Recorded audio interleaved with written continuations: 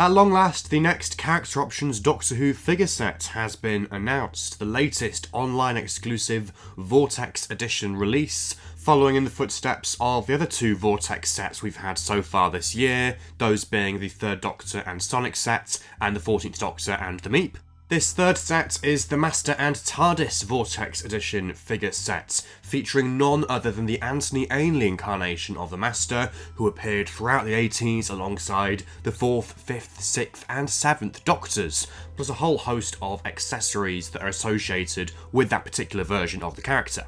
The set comes packaged in the now familiar Vortex Edition packaging, which is a little bit more premium than the packaging we get for the B&M sets, so it uses the same style guide, this time with a generic blue colour rather than a Doctor-specific colour, and it has that chamfered edge in the top right corner. And behind the figure and accessories there is a bespoke backdrop, which I believe is the control room from the Faris project from the end of Logopolis. And this isn't the first time we've had a Master and Master's TARDIS 2-pack in the Doctor Who figure range. Back in 2011 we had the Master and Computer Bank TARDIS, which was the Roger Delgado, original Master, alongside the TARDIS as it appeared in The Time Monster. And versions of this Master and this Master's TARDIS have both been released before. So back in 2010 we got an Ainley Master in a manner of speaking as part of a Planet of Fire 2-pack alongside the 5th Doctor. And in 2012 we got the very first release of the the Doric column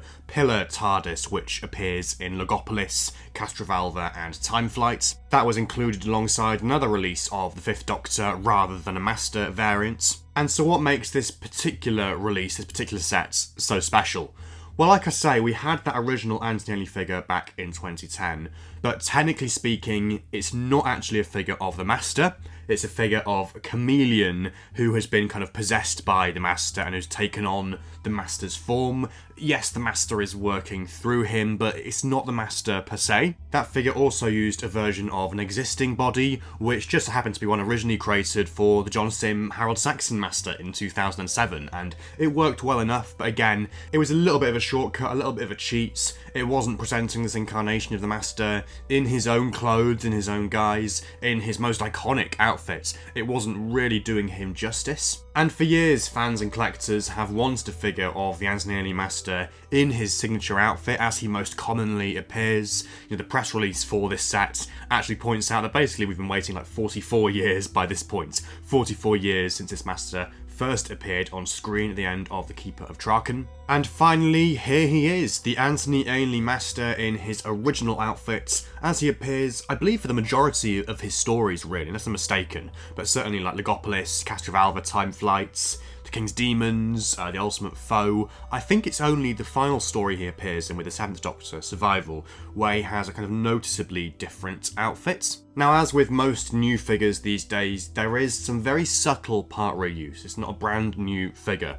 It's one that uses an existing figure as a base, but once again one that is quite apt and I think works pretty damn well. So it's the original Roger Delgado Master that's been used as a base here. I'm not entirely sure how much, but not really very much at all by the look of it. I mean, basically just the legs, the crotch is new, the torso seems to be at least a new wrap, maybe a new underpiece as well, and then the arms are completely new, the hands are completely new, and both heads, because we get two heads with this figure, interchangeable heads, one with a more traditional, neutral facial expression, one with the Master grinning as if he's just pulled off some manic scheme. In terms of accessories, obviously the most significant thing is that column TARDIS, which, like I say, has been released before.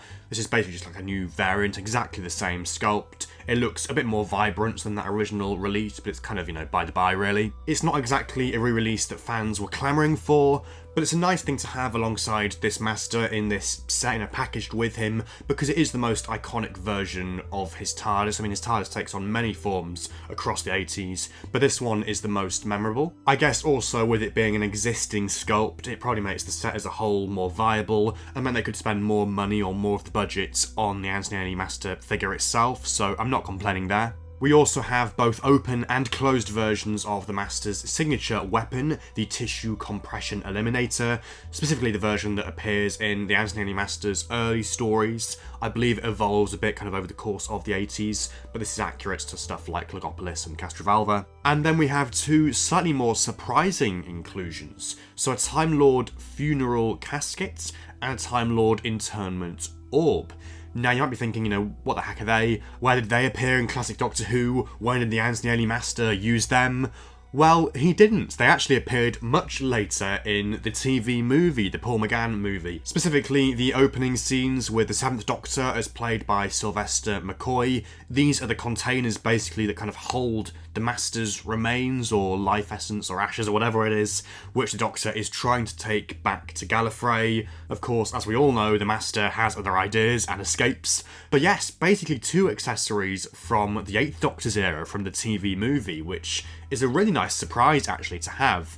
I mean, some fans will say, well, why have you included those with the Ainley Master? And I think the logic of it is twofold, really. First of all, there's not a massive wealth of 8th Doctor figures and accessories in the range already, and there's not a massive amount you can do, both because a lot of it's already been done, also the amount of new sculpting required, and also possible rights issues as well. I'm never quite sure where we stand with that because of the TV movie being like an American co-production. And also, if we take that scene in the TV movie literally and ignore all the interim Masters introduced by Big Finish in the intervening years, people like Alex McQueen, etc., then the Master that's being taken back to Gallifrey, the Master who has been killed and executed by the Daleks, is, presumably the one that last appeared in the show. Presumably it is the Ainley Master. Okay, he wasn't actually played by Ainley in the TV movie. It's a different actor that we very briefly see the eyes of, Gordon Tipple, who, once again, could just be the same incarnation or could be a brand new one. It depends how you read it, really. But I think ultimately, for the sake of this set, the fact they've done this is brilliant. It's a nice kind of loophole they've found to release some 8th Doctor TV movie stuff without having to do another TV movie set, and particularly if there are rights issues there, it's a very clever, sneaky way of doing that. So I'm really glad we've got those, more stuff to have on the 8th Doctor section of the shelf. And so yes, that is the Master and TARDIS Vortex Edition figure sets, retailing at $44.99, just like the other Vortex Edition sets we've had this year, and available to order now from the Character Options website. I can see this being a very popular release because it's something that fans have wanted for a very long time. Of course, if you want to have both versions of the Master on display, then you've got to buy two of them. And of course, if you want to have an Ainley Master with every 80s Doctor, the 4th Doctor, 5th Doctor, 6th Doctor, 7th Doctor, you want to buy like up to 4 sets. So yeah, I think characters know exactly what they're doing here. And of course, as well, I look forward to seeing eBay flooded with all the leftover spare column TARDISes that people don't want. But what are your thoughts on this set, and how many will you be picking up?